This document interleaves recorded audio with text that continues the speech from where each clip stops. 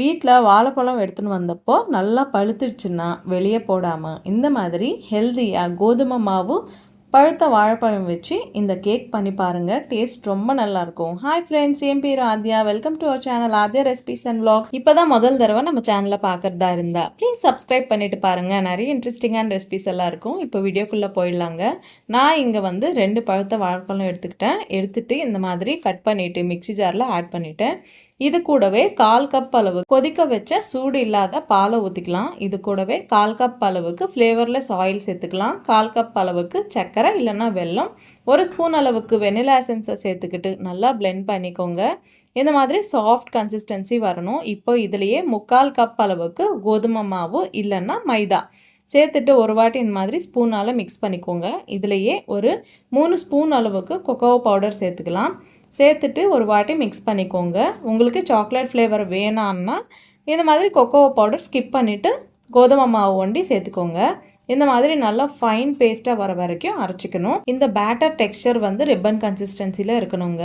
இப்போது இதிலையே 1 ஸ்பூன் அளவுக்கு baking powder, 1/4 spoon அளவுக்கு பேக்கிங் சோடாவை சேர்த்துட்டு ஒரு 2 ஸ்பூன் அளவுக்கு பாலை சேர்த்துட்டு ஒரு வாட்டி நல்லா ஸ்பூனு விட்டு மிக்ஸ் பண்ணிக்கோங்க. இந்த மாதிரி பேக்கிங் சோடா எல்லாம் போட்ட பிறகு மாத்திரம் மிக்சியால் கிரைண்ட் பண்ணாதீங்க. ஸ்பூனை விட்டு நல்லா மிக்ஸ் பண்ணிக்கினா போதுங்க. இது பக்கத்தில் இருக்கட்டும். இங்கே வந்து நான் வந்து 6 இன்ச் டின் எடுத்துட்டேன், கேக் டின்னு. இதுக்கு ஆயில் நல்லா க்ரீஸ் பண்ணிக்கலாம். க்ரீஸ் பண்ணிவிட்டு மிடில் இந்த மாதிரி பட்டர் பேப்பரை போட்டுக்கலாம். பட்டர் பேப்பர் வந்து இன்னும் கொஞ்சம் சேஃப்டியாக இருக்கும், அவ்வளோதாங்க. உங்ககிட்ட இருந்தால் போடுங்க, இல்லைனா கோதுமை மாவு விட்டு டஸ்ட் பண்ணினா போதும். இப்போது மிக்ஸ் பண்ணி வச்சுட்டு இந்த பேட்டரை கூட எல்லாத்தையுமே போட்டுக்கலாங்க. என்கிட்ட டார்க் சாக்லேட் இருக்குது, அதனால தான் நான் போட்டேன். இது வந்து ஆப்ஷனலுங்க, போட்டால் நல்லாயிருக்கும். டார்க் சாக்லேட்டனே இல்லை, உங்ககிட்ட எந்த சாக்லேட் ட்ரை ஃப்ரூட்ஸ் இருந்தாலும் இது மேலே போட்டுக்கலாம். குழந்தைங்க சாப்பிடும்போது ரொம்ப விரும்பி சாப்பிடுவாங்க.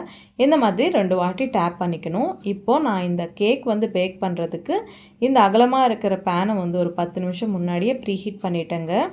இந்த மாதிரி ப்ரீஹீட் பண்ணிக்கினா கேக் வந்து ஈஸியாக பேக் ஆகிடும் சீக்கிரமாக.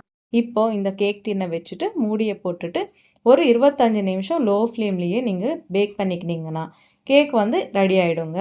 இது வந்து ஒரு 1/2 kg அளவுக்கு இருக்கும். நான் இங்கே வந்து ஒரு 25 நிமிஷத்துக்கு அப்புறம் காமிக்கிறேன். கேக் பார்த்திங்களா எவ்வளோ நல்லா பேக் ஆகிடுச்சோ. ஒரு டூத்பிக்கை வச்சு செக் பண்ணிக்கோங்க. இது வந்து டூத்பிக் கிளியராக இருந்ததுன்னா கேக் கரெக்டாக பேக் ஆகிடுச்சு. இப்போ எடுத்துகிட்டு ஒரு நாப்கினை போட்டுட்டு எல்லாம் கம்ப்ளீட்டாக கூல் ஆகணும். கூலான பிறகு ஒரு நைஃபை எடுத்துகிட்டு சுற்றி இந்த மாதிரி ஒரு வாட்டி ஸ்க்ராப் பண்ணிக்கோங்க. இன்னும் நம்ம சேனலில் கேக் ரெசிபிஸ் இருக்குங்க, ரொம்ப ரொம்ப ஈஸியாக செஞ்சு காமிச்சிருக்கேன். அதோட வீடியோ லிங்க்ஸ் எல்லாம் கூட இந்த வீடியோ டிஸ்கிரிப்ஷனில் கொடுக்குறேன். கண்டிப்பாக பார்த்து நீங்களும் ட்ரை பண்ணுங்கள். இப்போது அடியில் போட்ட பட்டர் பேப்பரை ரிமூவ் பண்ணிவிட்டு இந்த கேக்கை பீசஸாக கட் பண்ணிவிட்டு சர்வ் பண்ண வேண்டியதாங்க. குழந்தைங்களுக்கு வெளியிலேருந்து எல்லாமே வாங்கி கொடுக்காம எப்போயாவது வீட்டில் இருக்கிற பொருட்களை வச்சு இந்த கேக்கை பண்ணுங்கள். ரொம்ப டேஸ்டியாக இருக்கும். சாப்பிடும்போது கூட ரொம்ப விரும்பி சாப்பிடுவாங்க. இனி லேட் பண்ணாமல் இந்த வீடியோவை நீங்கள் கூட கண்டிப்பாக லைக் பண்ணுங்கள்.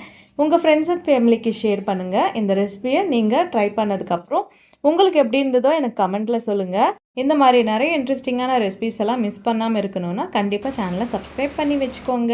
இன்னொரு இன்ட்ரெஸ்டிங்கான ரெசிபியுடன் உங்களை சந்திக்கிறேன். அது வரைக்கும் சைனிங் ஆஃப் உங்கள் Aadhya. Bye bye. Thanks for வாட்சிங்.